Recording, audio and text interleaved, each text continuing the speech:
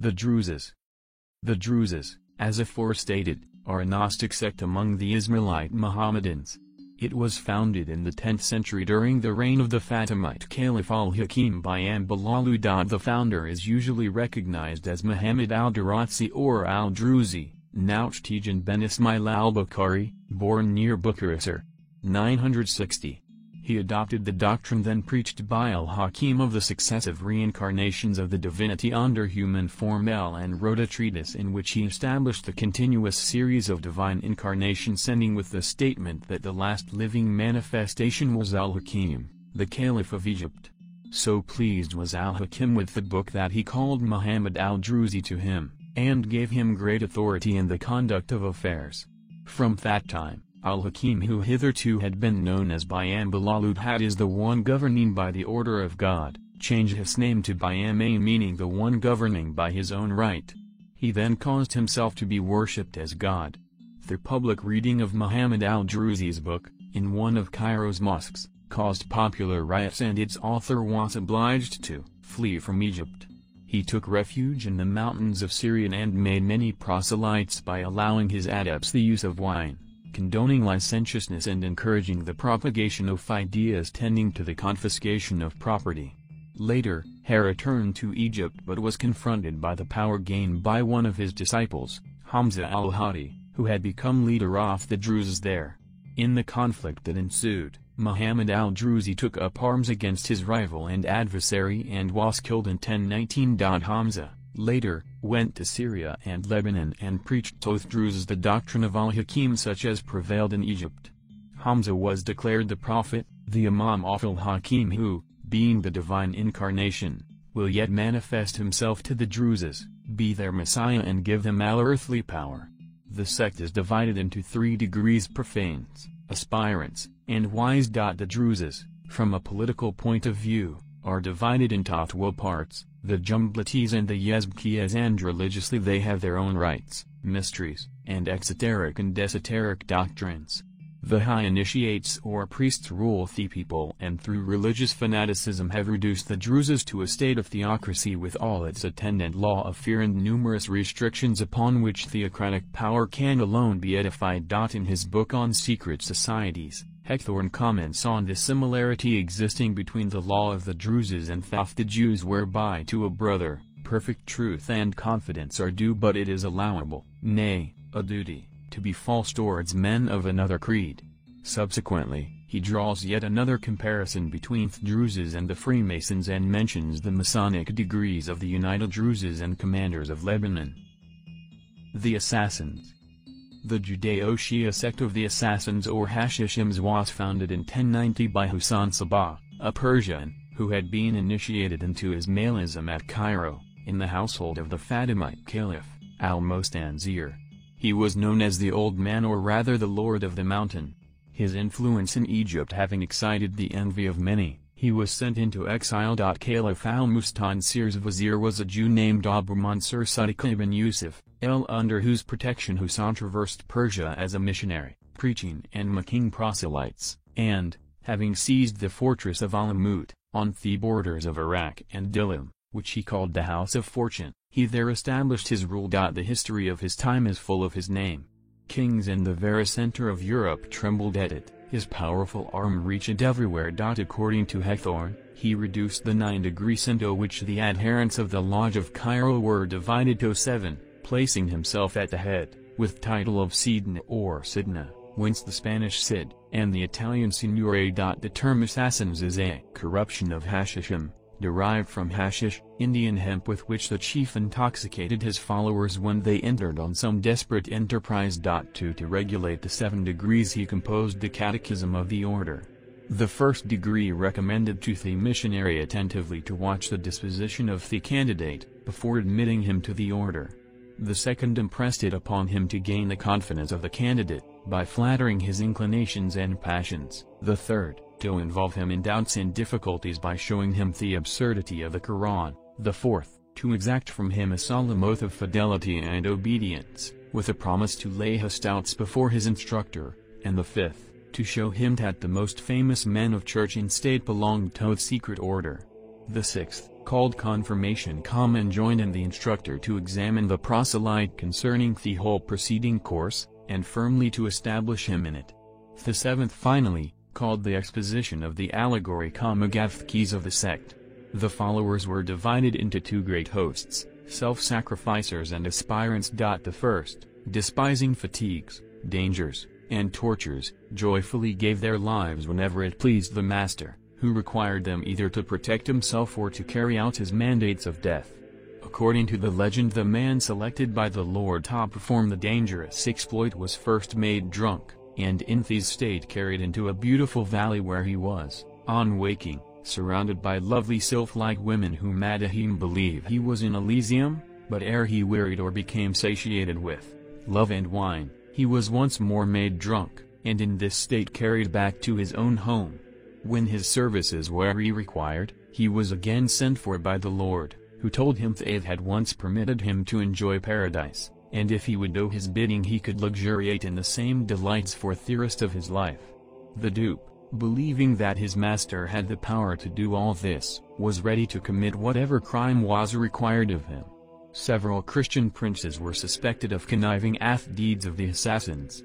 Richard of England is one of them, and it has been the loyal task of English writers to free him from the charge of having instigated the murder of Conrad of Montferrat. There also existed for a long time a rumor that Richard had attempted the life of the King of France through Hussein and his assassins. The nephew of Barbarossa, Frederick II, was excommunicated by Innocent II for having caused the Duke of Bavaria to be slain by the assassins, and Frederick II, in a letter to the King of Bohemia, accuses the Duke of Austria of having by similar agents attempted his life.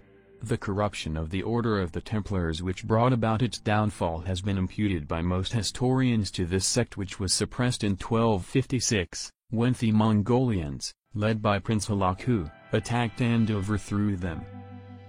The Knights Templar. The first Knights Templar order, founded in 1118 by Hugh Pion, had 13 degrees. So has its modern successor, Thesier, blue degrees. 1. Entered apprentice. 2. Fellow craft. 3. Master Mason. Chapter degrees. 4. Mark Mason. 5. Past Master. 6. Most Excellent Master. 7. Royal Arch. 8. Royal Master. 9. Select Master. 10. Super Excellent Master. 11. Knights of the Red Cross. 12. Knights Templar. 13. Knights of Malta. It is chronicled that several of the founders of the Templar order were initiates in the sect of the Assassins. Blanchard, writing of it, says, during the Middle Ages, the most eminent warriors and noblemen of Europe entered its ranks. The Knights of the Temple became the bulwark of the Holy Land against the Saracens. France, England and other countries formed associations, priories, of Templar Knights, each with its own Grand Master and other officers. Such great wealth was accumulated in the treasuries of the order that in the year 1185 its annual income represented a sum equal to $30 million. The Templars were bankers and loaned money on their own terms. But wealth and prosperity naturally led to licentiousness, neglect of Templar law and in the end destruction. Having embraced Gnosticism while in Palestine, and in touch with the sect of the Assassins, the Templar order degenerated, and some of its members, under the influence of that sect, were said to practice phallicism or sex worship and Satanism and to venerate the Baphomet, the idol of the Luciferians. The crime of sodomy was a rite of Templar initiation. It is here interesting to note that the phallus holds the lowest rank in Brahmin theology, for, in countries where the people are virtually enslaved by superstition, this kind of heresy is useful to the ruling classes. Morris thus summarizes the fall of the Templars. In the year 1307, the Grand Master of the order, Jacques de Molay, was arrested in Paris with 60 of his knights and imprisoned upon charges of idolatry and other crimes. Shortly afterward, all the Knights Templar in France were put in prison in Paris. May 12, 1310, 54 of them were burnt alive. March 18, 1314, the Grand Master, with 3 of his most eminent officers, suffered in like manner. The great possessions of the order were now confiscated and the society suppressed both by the Pope and the leading monarchs of Europe. 2 inches England, the Knights Templar were dissolved in their of Edward II, and after the grant of their properties to the Knights Hospitallers, these in their turn were dissolved by Henry VIII. After the death of Molay, the Knights Templar found a protector in King Denis II of Portugal, who reformed the order in 1317, under the name Knights of Christ. A complete bibliography of literature both in print and in manuscript, dealing with the subject of the Knights Templar has been compiled by M. de Suber, and the student is referred to his book, Bibliographie d'Ordre des Templiers. Knights of Malta. The Knights of St. John of Jerusalem, or Hospitallers of St. John, afterward called Knights of Rhodes and finally Knights of Malta, were founded about the commencement of the Crusades, as a military and religious order. The Rosicrucians. Speculation has been rife as to the origin of the Rosicrucians, and the many fables and legends connected with the subject have but little historical value. Owing to the great discrepancy between the information contained in the following article and that given in the more modern editions of the Encyclopaedia Britannica, it has been deemed advisable to reprint the former. See Inc. Brit. 3rd edition, Volume 16, Year 1797, 1797. Edinburgh. Bell and McFarquhar, Rosicrucians, a name assumed by a sect or cabal of hermetical philosophers, who rose, as it has been said, or at least became first taken notice of in Germany, in the beginning of the 14th century. They bound themselves together by a solemn secret, which they all swore inviolably to preserve, and obliged themselves, at their admission into the order, to a strict observance of certain established rules. They pretended to know all sciences, and chiefly medicine, whereof they published themselves the restorers. They pretended to be masters of abundance of important secrets, and, among others, that of the philosopher's stone, all which they affirmed to have received by tradition from the ancient Egyptians, Chaldeans, the Magi, and Gymnosophists. They have been distinguished by several names, accommodated to the several branches of their doctrine. Because they pretend to protect the period of human life, by means of certain nostrums, and even to restore youth, they were called immortals. As they pretended to know all things, they have been called Illuminati, and because they have made no appearance for several years, unless the sect of Illuminated which lately started up on the continent derives its origin from them, they have been called the Invisible Brothers. Their society is frequently signed by the letters F, R, C, which some among them interpret Fratres Roris Cocti, it being pretended that the matter of the philosopher's stone is do concocted, exalted, etc. Some, who are no friends to Freemasonry, maketh present flourishing society of Freemasons a branch of Rosicrucians, or rather the Rosicrucians themselves, under a new name or relation, viz. as retainers to building.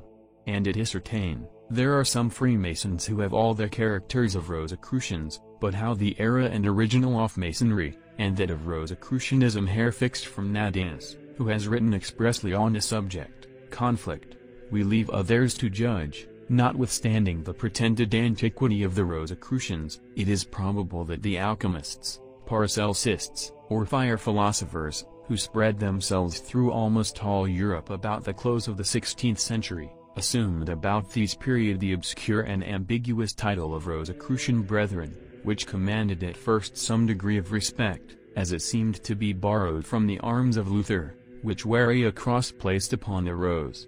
But the denomination evidently appears to be derived from the science of chemistry.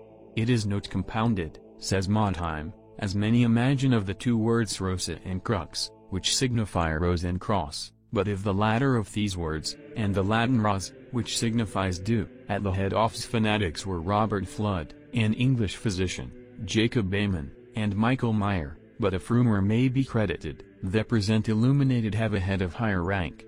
The common principles, which serve as a kind of center of union to the Rosicrucian society, are the following. They all maintain that the dissolution of bodies, by the power of fire, is the only way by which man can arrive at true wisdom, and come to discern the first principles of things. They all acknowledge a certain analogy and harmony between the powers of nature and the doctrines of religion, and believe that the deity governs the kingdom of grace by Thesamy laws with which he rules the kingdom of nature, and hence they are led to use chemical denominations to express the truth of religion. They all hold that there is a sort of divine energy, or soul, diffused through the frame of the universe, which some call Thergius, others the universal spirit, and which others mention under different appellations. They all talk in the most superstitious manner of what they call the signatures of things, of the power of stars, over all corporeal beings, and their particular influence upon the human race, of the efficacy of magic, and the various ranks and orders of demons. These demons they divide into two orders, sylphs and gnomes. This article having been written in 1747 only hinted at what the Rosquois might have been. Subsequent research upon the organization of the fraternity, its tenets and its achievements, shows it to have been a medium for the propagation of Gnosticism and a center for political activities. Before it conquered Freemasonry, which was officially instituted in 1717, many names were already associated intimately with this esoteric organization. Among others were Faustus Socinus, Cesare Cremonini, Michael Meyer, Valentine Andrea, Thomas Vaughan, Philoletes, Charles Blount, Friedrich Helvetius, Richard Simon, and Theophilus de Séguiers. It is claimed that Faustus Socinus, named after Faustus, the Manichee, nephew of Laelius Socinus, whose teacher was Camillo Renato, was an intimate of Rosicrucianism and the founder of the Socinians. Catholics and Protestants alike opposed Faustus Socinus in his efforts to graft a secret cult on the existing Orthodox religions, and in 1598, the people of Cracovia, revolted by his doctrines, pillaged his house, burned his books and manuscripts and almost massacred their author. He had sworn hatred to the Church and busied himself in founding an association the aims of which were to be subversive to all its teachings, and 2 years before his death, he was obliged to take refuge from his enemies with one Abraham Blonsky. The membership of the Rosquois was composed of alchemists, astrologers and spiritists whose quest was the search for a process for transmuting base metals into gold and the secret of life. To most of these generation was their root principle of alchemy. The order of the Rosquois revealed itself in 1614, with the appearance of two books, Fama Fraternitatis and the Confessio attributed to Valentine Andrea, giving the legend of the travels of Christian Rosenkreutz. According to Charles T. McClinackin 33 Degrees, historian, Grand Lodge State of New York, this same legend had appeared as the work of Raymond Lully, who died in 1315. In this legend, translated into English in 1616 by Robert Flood, a symbolic personage called Christian Rosenkreutz, destined to live 106 years on earth, traveled in the East where studied the Kabbalah and, on his return to his native Germany, he revealed to 3 disciples the secret of secrets, the great secret of theosophy. For finally, he retired to a cave to finish his days in solitude, dying in 1484 at the age of 106. His disciples came, enshrouded him and disappeared. His grave was to be unknown for 6 times 20 years, at the end of which period it was to become the hearth of the light destined to illuminate the world at the time appointed by God. In 1604, chance brought men to this cave. On entering, great was their surprise to find it resplendent with a bright light. It contained an altar bearing upon a copper plate the inscription, "Living, I reserved this light for my grave." One mysterious figure was accompanied by this epigram, "Never vacant." A second figure, the yoke of the law. A third figure, the liberty of the Gospels. A fourth, the glory of the whole God. The hall still contained lamps burning without fuel, mirrors of various shapes and books. Upon the wall was written, "In 6 times 20 years I will be discovered." The prophecy was fulfilled, adds the fable. By way of conclusion, the movement was greatly furthered by the impulse given it when, after the appearance of the Fama Fraternitatis and Confessio, a German alchemist, Michael Meyer, an English physician, Robert Flood, and a pietist, Julius Sperber, wrote treatises in defense or explanation of the order of the Rosquois. It has repeatedly been stated that Michael Meyer, who frequently visited England, was a friend of Robert Flood. Q is the author of Themis Aurea and Silentium Post Clamores, both Rosicrucian works. His political influence may be judged from his career. Physician to Rudolf II, he was created by him Count of the Palatinate, and acted as advisor to his sovereign. In 1609, Rudolf II issued an imperial charter granting religious liberty to the Moravians. 5 Masonic authorities state that Meyer, as Rosicrucian, changed his official title to Summus Magister, Sovereign Master, which is that used by all his successors and borne by the principal Socinian Rosqua documents, dating from the time of Faustus Socinius to that of Johann Wolf, which are preserved in the Sovereign Patriarchal Council of Hamburg. That is the supreme Jewish lodge secretly affiliated to international Masonry. In his book Themis Aurea, written in 1616 and 1617 and printed in 1618, Meyer, the Grand Master, refers to a resolution passed at a meeting in 1617 in which it was formally agreed that the Brotherhood of the Rosqua must maintain the strictest secrecy for 100 years. On October 31, 1617, the Convention of the Seven at Magdeburg had indeed agreed to qualify its members during the ensuing 100 years of secrecy as the Invisibles. It had renewed its oath to destroy the Church of Jesus Christ and had decreed that, in the year 1717, it would transform the fraternity into an association which could carry on a more or less open propaganda, while adopting such measures of prudence as might then be deemed expedient by the leaders of the sect. Finally, the Seven adopted definitely, as being sufficiently original to appeal to the popular imagination, Valentine Andrea's curious story of the Rosqua, which had been secretly printed in Venice towards 1613. Robert Flood was the author of Tractatus Apologeticus 1617 and Clavis Philosophiae et Alchimiae, 1633. He was greatly helped in the foundation of the Rosqua order in England by Francis Bacon, author of Nova Atlantis 6, 1624. Valentine Andrea, to whom, as we have seen, are ascribed the works Fama and Confessio, as well as Che Michael Nuptials, had, in 1640, been appointed preacher to the Duke of Brunswick-Wolfenbüttel, who was soon to make him his chaplain. To those who know the important part played by a Duke of Brunswick during the French Revolution, this entrance of the Brunswick family into the sect is very interesting. As a Rosicrucian, Andrea was the teacher of Comenius, Amos Kaminsky, who frequently visited England during his mysterious political career. Bishop of a Moravian community, Comenius was the leader of the Moravian Brethren, a sect pledged to achieve the extermination of the Catholic Church and which, being considered heretical, was also suspected of practicing secret Satanism. The Moravians were imbued with Socinianism, that is the doctrine of Laelius Socinius, which had been spread among them by his nephew Faustus Socinius, who had found refuge in Moravia when persecuted by the Church. Their link with Rosicrucianism had already been established in the person of the pietist, Julius Sperber, who was also one of their leaders. When Kaminsky was persecuted, he first went to London in 1641 and, early next year, went to Sweden, where he was granted refuge and help by the powerful Swedish minister, Count Axel Oxenstiern, himself a Rosicrucian adept and protector of another initiate, Ludwig van Geer from Holland. The combination of the pursuit of alchemy and Hermeticism with political aims was frequently evident even before the official appearance of Rosicrucianism. The influence of adepts on the destinies of nations was immense. To Queen Elizabeth, the advice of John Dee, her alchemist, was always considered in matters affecting national policy, and to Dee, his crystal gazer, Edward Kelly, was indispensable as a medium.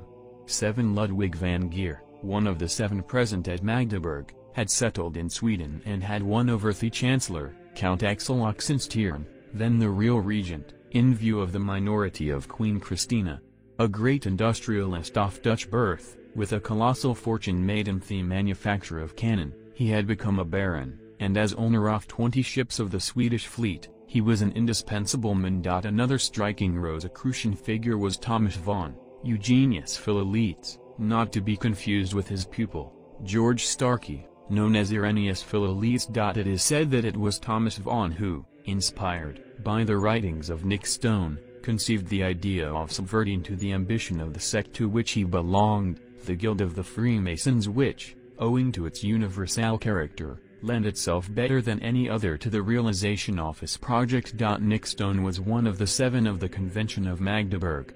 As an architect, belonging to the Guild of the Freemasons, he had helped Inigo Jones, the Grand Master of English lodges which, at this period, were not sectarian. On the other hand, as Rosicrucian he had grasped, in the Luciferian sense, the idea given by Faustus Socinus, and he had composed, for the 9 grades of the fraternity, rituals which the chiefs declared remarkable. His ritual of the 8th degree, Magister Templi, was really satanic. Thomas Vaughan, struck by these manuscripts, wondered whether it would be possible to extend the teaching of the Rose Croix to all accepted Masons, who were then admitted to the lodges in an honorary capacity. The Freemasons received in their guild, under the name of accepted Masons, peers and men of letters or professional men, as well as rich bourgeois, who enhanced the brilliancy of their meetings and patronized their entertainments. These honorary members were their protectors and benefactors. Vaughan believed that this element, gifted with certain intellectual qualities, would lend itself better to the propagation of the principles of occult Socinianism than the workers of the fellow craft, and, having made up his mind that this was the solution of the problem, he hastened to put it into practice. Some brothers of the Rose Croix were already mingling with the Freemasons.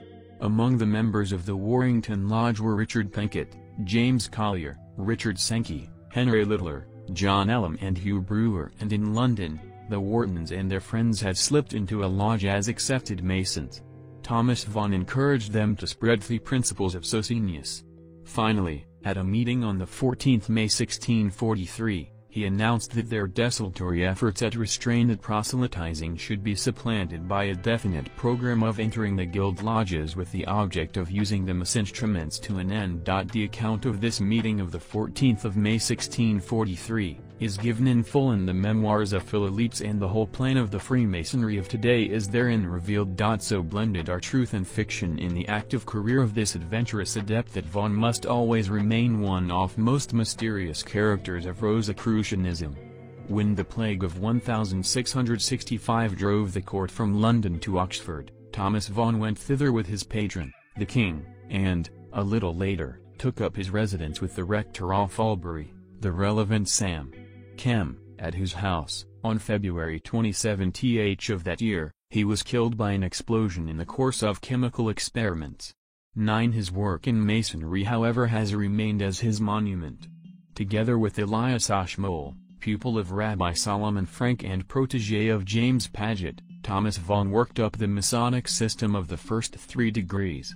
These degrees, those of entered apprentice, fellow craft and master mason, were devised for the temptation of the masses, while outside and above them continued the former secret system of the Rose Croix, 4 degrees of which belonging to the Gold Cross were known as, 1st, Zealoter, 2nd, Theoricus, 3rd, Practicus, and 4th, Philosophus, teaching merely the principles of alchemy, while the degrees of the Rose Croix were, 5th, Adeptus Minor, 6th, Adeptus Major, 7th, Adeptus Exemptus, 8th, Magister Templi, and 9th, Magus. Contemporaneous with the evolution of free thought against revealed religion broke the revolution against civil authority, plunging England into the throes of civil war. Oliver Cromwell was successful at the head of the Parliament troops, while Charles I was everywhere betrayed by men on whom he relied.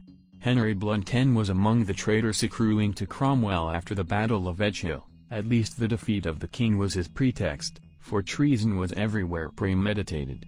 The word of order was given by the Rose Croix, which had spread rapidly among the Puritans. The year 1644 ended with the destruction of the royal power, and February 9, 1649, the day on which the head of Charles I fell at Whitehall, consummated its ruin.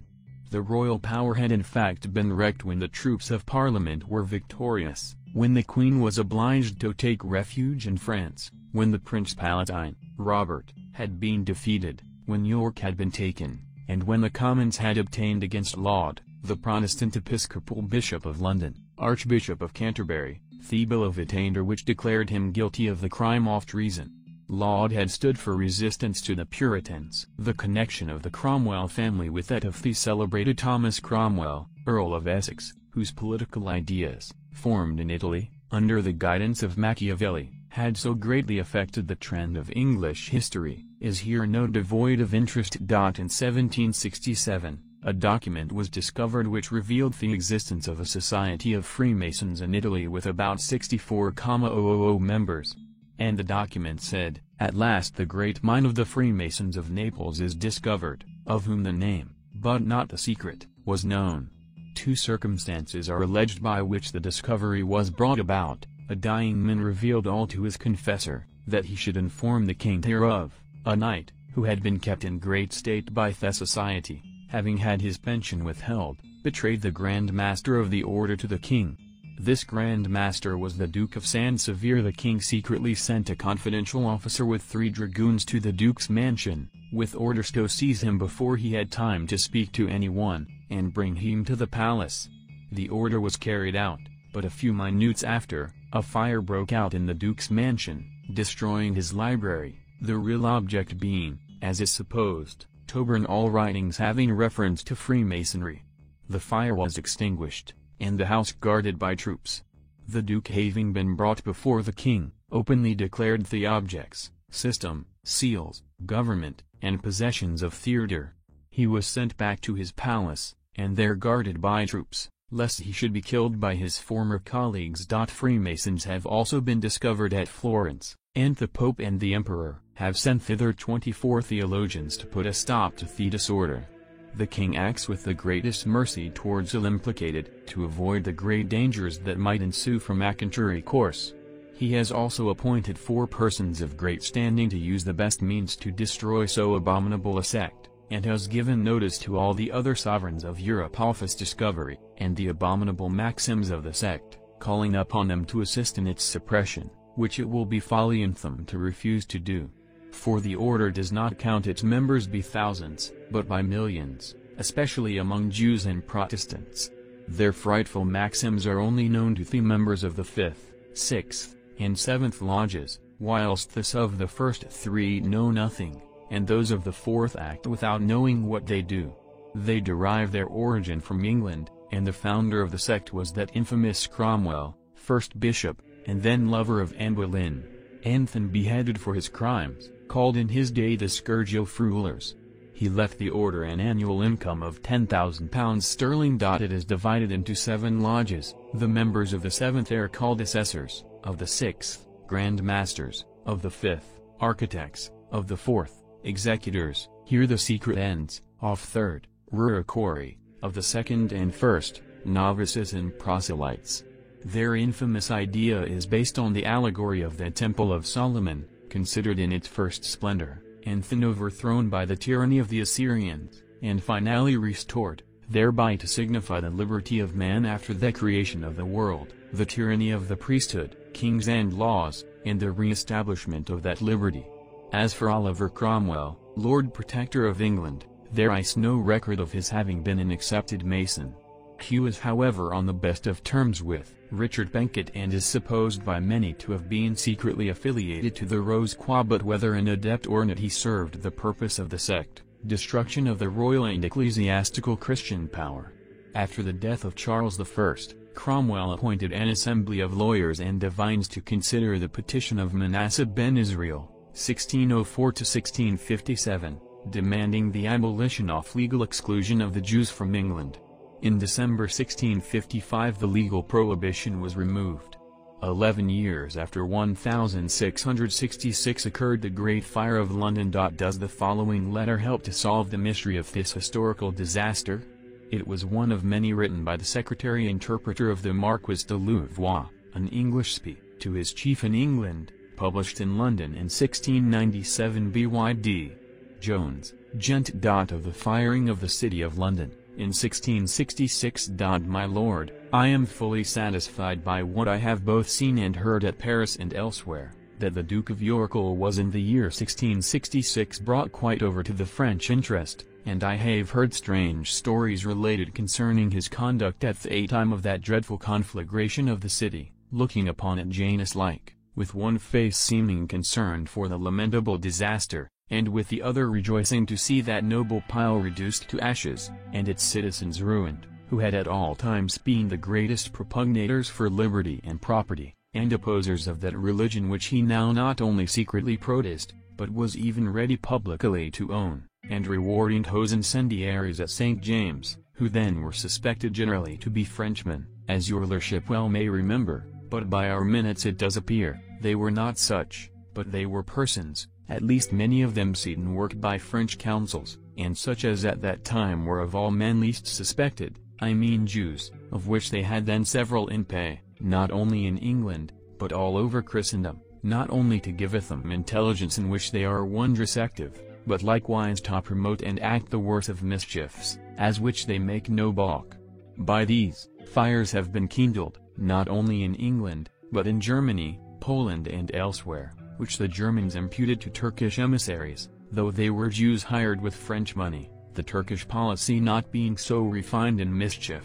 These sorts of Jews put on the shape of what Christians they pleased, and of this sort employed by France, there were and are still several in England, the names of one or two of which I think I shall be able to give your lordship in some time, though they go by several, as time and occasion doth require, and so at present I remain. My lord, your lordship's most humble servant, Paris, April 7, 1676. M. Saint. More shadows of the Past. More strange suggestions to shake the foundations of our belief in things as they seem. The last of the Grand Masters of the Rose-Croix was Johann Christian Wolff. 13 Masonry, which as a secret association had maintained its existence for years, had uncovered itself and become an avowed organization with the proclamation of the Anderson Constitution. 14 Once in the open it was to be the universal screen behind which all secret societies, whether theurgic or political, would operate clandestinely. Masonry with its proclamation of 3 philanthropic and altruistic degrees, with no apparent real secret, declaring itself Christian and non-political, would become the center in which ignorant men, recruited and duped, could act like puppets animated by unseen hands pulling unseen strings. Thus it came about that all blows dealt to Christianity and states were prepared by the secret societies acting behind the veil of Masonry.